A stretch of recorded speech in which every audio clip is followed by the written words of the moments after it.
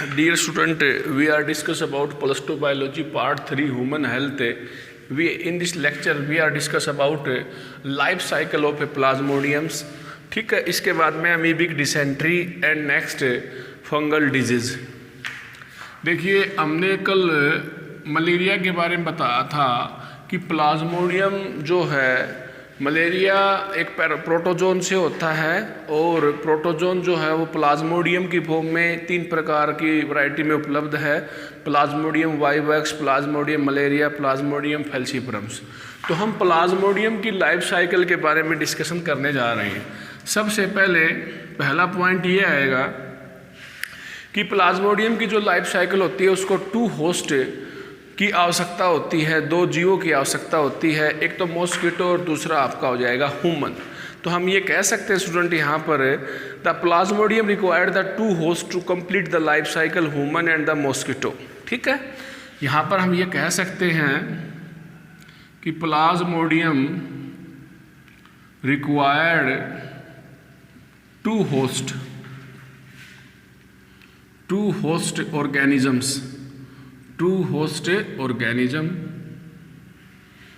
to complete life cycle। 2 host organisms to complete the life cycle। अपनी life cycle को complete करने के लिए 2 होस्ट की आवश्यकता है। पहला होस्ट आपका यहाँ पर ह्यूमन रहेगा स्टूडेंट, हमें बाइट करता है। दूसरा होस्ट यहाँ पर रहेगा मॉस्किटो। ठीक है, मॉस्किटो रहेगा। दूसरा होस्ट यहाँ पर मॉस्किटो रहेगा, पहला होस्ट आपका ह्यूमन है। क्लियर है? इसके बाद में स्टूडेंट जैसे ही आपका प्लाज्मोडियम है, मॉस्किटो है, जो आपका प्रोटोजोन है, मॉस्किटो जो इन्फेक्टेड फीमेल मॉस्किटो है, ये इन्फेक्टेड फीमेल मॉस्किटो ह्यूमन को काटता है तो वो अपने माउथ से एक जहर, एक स्पोरोजाइट, एक इन्फेक्शियस फॉर्म्स उसकी बॉडी में रिलीज कर देता है। तो यहाँ पर हम कहेंगे कि मॉस्किटो जो है, female mosquito transfer the infectious form of a plasmodium known as sporozoites to the human beings by biting. ठीक है, बाई बाइटिंग जैसे वो काटता है तो मॉस्किटो जो है, फीमेल मॉस्किटो जैसे ही ह्यूमन को काटता है, इन दोनों में लाइफ साइकिल कंप्लीट होनी है, तो उसके अंदर वो एक इन्फेक्शियस फॉर्म जो होती है स्पोरोजाइट्स इन्फेक्शियस फॉर्म होती है, वो ह्यूमन के अंदर इंट्रोड्यूस कर देता है, ह्यूमन के अंदर डाल देता है इन्फेक्शियस फॉर्म। अब जो ये इन्फेक्शियस फॉर्म है, जो स्पोरोजाइट्स हैं, वो लीवर सेल के पास पहुंचते हैं। तीसरा पॉइंट ये है, अब वो ब्लड के माध्यम से स्पोरोजाइट्स हैं, वो लीवर सेल में पहुंचते हैं, लीवर सेल के अंदर, और लीवर सेल में मल्टीप्लाई करते हैं और ब्लड में जाके आरबीसी के ऊपर अटैक करते हैं। लीवर में वे मल्टीप्लाई करते हैं। देखिए, उनको न्यूट्रिएंट मिल गया ना। स्पोरोजाइट जो होता है, एक पैरासाइट होता है, वो बॉडी से न्यूट्रिएंट प्राप्त करता है। जैसे ही फीमेल मॉस्किटो हमें काटता है तो एक इन्फेक्शियस फॉर्म, एक विषैली चीज़ यानी कि विषैला ऑर्गेनिजम्स यानी कि पैरासाइट बॉडी में रिलीज करता है और वो लीवर सेल के अंदर चले जाते हैं, वहाँ पर मल्टीप्लाई होते हैं। भाई संख्या ठीक ठाक उनकी हो जाती है तो ये अभी स्पोरोजाइट आरबीसी के ऊपर अटैक करते हैं। आपको सभी को पता है स्टूडेंट, आरबीसी का काम होता है ऑक्सीजन सप्लाई करना। आरबीसी का काम होता है ऑक्सीजन सप्लाई करना। ओके, तो अब मैंने यहाँ पर ये बता दिया कि स्पोरोजाइट अटैक करता है आरबीसी के ऊपर और आरबीसी को कर देता है रैप्चर। आरबीसी को रैप्चर कर देता है। रैप्चर करने से आरबीसी को रैप्चर कर देता है स्टूडेंट।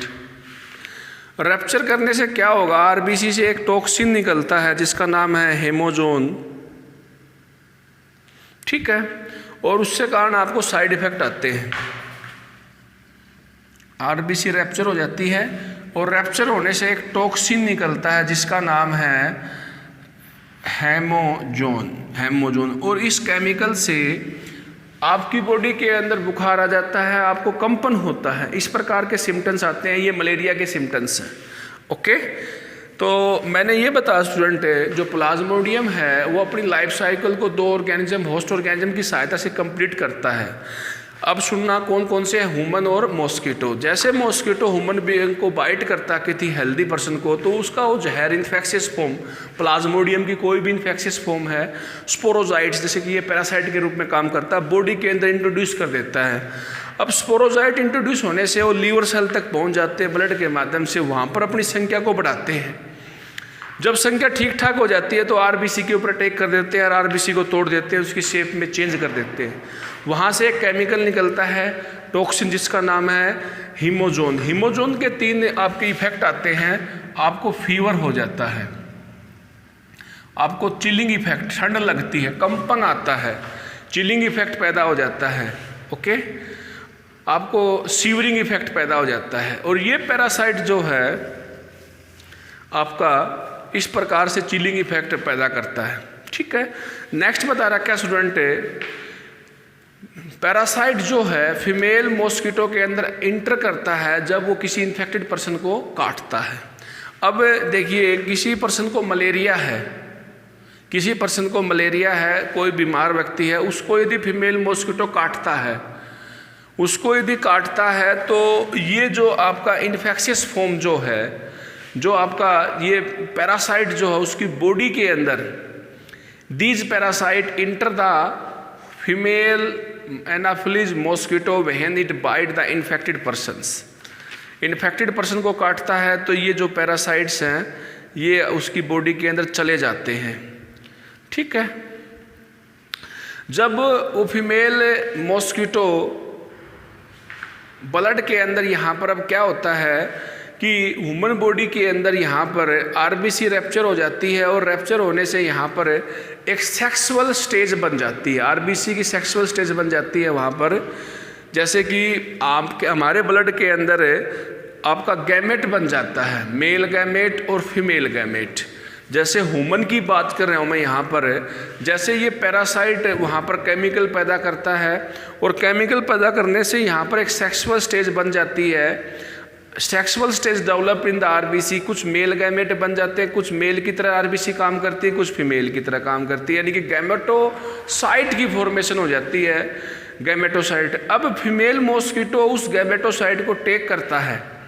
देखिए बेटे, इसमें बता रखा है, अब उसके अंदर ये आपके गैमेट बन चुके हैं ह्यूमन बीइंग के अंदर, ब्लड के अंदर। अब कोई आपका फीमेल मॉस्किटो आता है, उसके ब्लड को सक करता है, उसके ब्लड को वो यूज़ करता है, मील करता है, ब्लड मील करता है, तो ये गैमेट उसकी बॉडी में चले जाते हैं। फीमेल मॉस्किटो है ही, फीमेल के पास एग पाए जाते हैं, मेल गैमेट आपकी ब्लड, ह्यूमन ब्लड के अंदर बन जाते हैं, दोनों आपस में मिलते हैं, फर्टिलाइजेशन हो जाता है। फर्टिलाइजेशन के बाद में डेवलप हो जाता है आंत के अंदर, मॉस्किटो आंत के अंदर। अब ये आपकी जो स्टोरी है वो मॉस्किटो के ऊपर चलेगी। पहली जो स्टोरी आई थी आपकी ह्यूमन बीइंग के ऊपर थी, इसके बाद में ये बात आपकी अब मॉस्किटो के ऊपर अप्लाई है कि फर्टिलाइजेशन डेवलपमेंट, जो सेक्सुअल स्टेज का जो प्रोसेस है वो इसके अंदर चलता है। इसके बाद यहाँ पर बता रखा है कि फर्टिलाइजेशन डेवलपमेंट के बाद में जो स्पोरोजाइट बन जाते हैं और जो मॉस्किटो की जो स्लेवरी ग्लैंड्स होती है, स्लेवरी ग्लैंड्स माउथ में होती है, उसके अंदर स्पोरोजाइट्स पैक हो जाते हैं। और जब ये आपको किसी हेल्दी पर्सन को काटता है तो स्पोरोजाइट्स उस बॉडी के अंदर रिलीज कर देता है और ये चक्कर बार बार चलता रहता है। तो इसी को बोलते हैं लाइफ साइकिल ऑफ ए प्लाज्मोडियम्स। आगे देखिए स्टूडेंट क्या बता रखा है, in the body of A mosquito.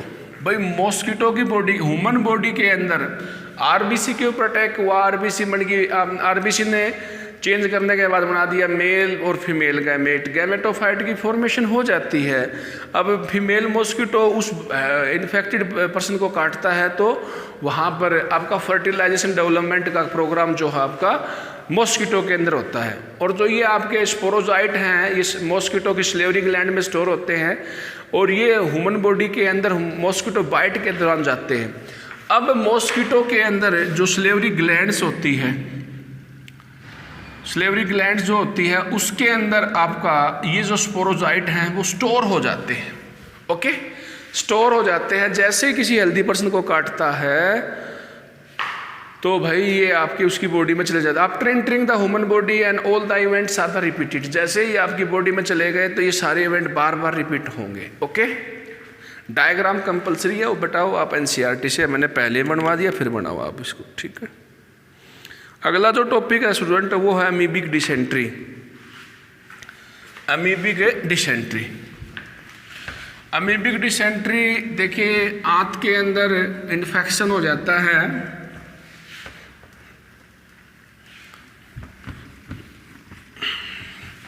किस ऑर्गेनिज्म से फैलती है, क्या सिम्टम्स है amoebic dysentery.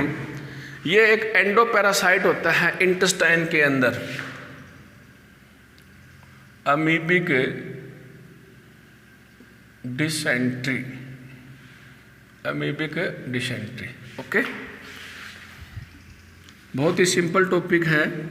It is caused by the endoparasite and intestinal endoparasite found in the large intestine of a human, ठीक है, and Entamoeba histolytica. It is caused by Entamoeba histolytica, ठीक है, Entamoeba histolytica, ठीक है। It is found in the large intestines of a human. ये endoparasite है student, मैंने पहले ही बताया था एंडोपैरासाइट। अगला बता रखा है स्टूडेंट, ये इंटेस्टाइन्स के अंदर पाया जाता है, इंटेस्टाइन के अंदर पाया जाता है, लार्ज इंटेस्टाइन के अंदर पाया जाता है। हाउस फ्लाई इसका कैरियर है, ये जो बीमारी फैलाने वाला जैसे मॉस्किटो था वहाँ पर, यहाँ पर हाउस फ्लाई है। हाउस फ्लाई जो होता है इसको घर में बीमारी फैलाता है। ये पैरासाइट जो है जैसे कि कहीं पर इन्फेक्शन है तो उस गंदगी में बैठ जाएगा, वो मक्खी जो है आपके घर में किचन में चली जाएगी, तो जहाँ जहाँ बैठेगी, जहाँ जहाँ फूड आइटम पे बैठेगी, जहाँ पर पानी में बैठेगी तो बीमारी हो जाएगी। ये ट्रांसमिट होता है कंटामिनेटेड फूड से, कंटामिनेटेड फूड जो दूषित खाना होता है, दूषित पानी होता है, उससे ये बीमारी फैलती है। Contaminated by the it is separate infection can be take place through the food and water. इसके सिम्टम्स है स्टूडेंट, सिम्टम्स यहाँ लिख देते हैं। इसके सिम्टम्स है यदि किसी को अमीबिक डिसेंट्री हो जाती है तो उसमें बता रहा क्या है कि एब्डोमेन पेन रहेगा, पेट में दर्द रहेगा, एब्डोमिनल पेन रहेगा। ओके, कॉन्स्टिपेशन भी आपको हो सकती है, कब्ज हो सकती है, कॉन्स्टिपेशन, ठीक है। नंबर 3 जो है आपका क्रम्प आ सकते हैं पेट में, क्रम्प ऐठन होती है एक प्रकार की, ऐठन मसल में कई बार क्रम्प आ जाती है, ऐठन होती है एक प्रकार से। स्टूल के अंदर ब्लड आ सकता है, जो वेस्टेज है उसके अंदर म्यूकस आ सकता है, चिपचिपा पदार्थ आ सकता है और ब्लड भी आ सकता है। ओके, ये बेटा इसके सिम्टम्स हैं। तो ये हमने बता दिया अमीबिक डिसेंट्री जो फैलती है एंट अमीबा हिस्टोलिटिका से। एंट अमीबा हिस्टोलिटिका जो है ये बीमारी को फैलाता है, ठीक है। ये बायोलॉजिकल नेम है तो ई बड़ा आएगा, यहाँ पर एच छोटा आएगा, आपको सभी को पता है हिस्टोलिटिका। ये एंडोपैरासाइट है, ह्यूमन की लार्ज इंटेस्टाइन में पाया जाता है, ठीक है। हाउस फ्लाइज को फैलाने वाला कैरियर है, वेक्टर है। ये दूषित पानी से, दूषित वाटर से फैलता है। सिम्टम्स क्या है इसके? सिम्टम्स ये हैं, एब्डोमेन पेन हो जाएगा, कॉन्स्टिपेशन हो जाएगा, क्रैम्प और शेड्यूल, ठीक है स्टूडेंट। इसके बाद आता बेटा फंगल डिजीज। फंगल डिजीज में क्या हो जाता है, आपको इचिंग होती है, सबसे बड़ा सिम्टम्स तो यही है। रेडनेस आ जाती है, आपके सर में भी कई बार दाद हो जाता है। फंगल डिजीज से मुख्य रूप से दाद होता है। उसके वो जो जेनरा है फंगस के, नोट करना, फंगल डिजीज जो फैलती है वो फैलती है स्टूडेंट माइक्रोस्पोरम, ट्राइकोफाइटोन्स, एपिडर्मोफाइटोन्स, 3 जेनरा है फंगस के, माइक्रोस्पोरम, ट्रिकोफाइटोन्स एंड एपिडर्मोफाइटोन्स। तो ठीक लिख देते हैं यहाँ पर माइक्रोस्पोरम, ठीक है। ये इस जेनरा से फैलती है माइक्रोस्पोरम, ठीक है। ये ह्यूमन जो इन्फेक्शन है take place in contact with the infected person या फ्रॉम द सोइल्स। यदि कोई किसी को फंगस है उससे कॉन्टैक्ट में हम आते हैं तो हमें ये फैल जाएगी बीमारी। हमें भी फंगल डिजीज हो जाएगा। सोयल से हो जाता है, मिट्टी में काफ़ी फंगल के स्पीसीज पाए जाते हैं, तो मिट्टी से भी फंगल इन्फेक्शन हो जाता है। ओके, तो ये फैलती कहाँ से बेटा? इन्फेक्टेड पर्सन से। हम लिख सकते हैं इन्फेक्टेड पर्सन से ये बीमारी फैलती है। और दूसरा बता रखा है यहाँ पर इन्फेक्टेड पर्सन के बाद में कि यहाँ पर सोयल से ये बीमारी फैलती है, सोयल से। ओके, सोयल से बीमारी फैलती है, इन्फेक्टेड पर्सन से फैलती है। ओके, तो मैंने बताया माइक्रोस्पोरम एंड द ट्रिकोफाइटोन्स, एपिडर्मोफाइटोन्स, एपिडर्मोफाइटोन्स, ये इसके आपके 3 जेनरा हैं जो फंगल डिजीज काज करते हैं। ठीक है, ये सोयल से बीमारी फैलती है, इन्फेक्टेड पर्सन के कांटेक्ट में आने से बीमारी फैलती है। हम यदि किसी व्यक्ति का कंघा यूज कर लेते हैं, इन्फेक्टेड है, टावल यूज कर लेते हैं, हैंकी यूज कर लेते हैं, क्लॉथ यूज कर लेते हैं, तो हो जाता है, इन्फेक्शन हो जाता है। ठीक है, सिम्टम्स में क्या है इसका? स्किन जो होगी वो ड्राई हो जाएगी।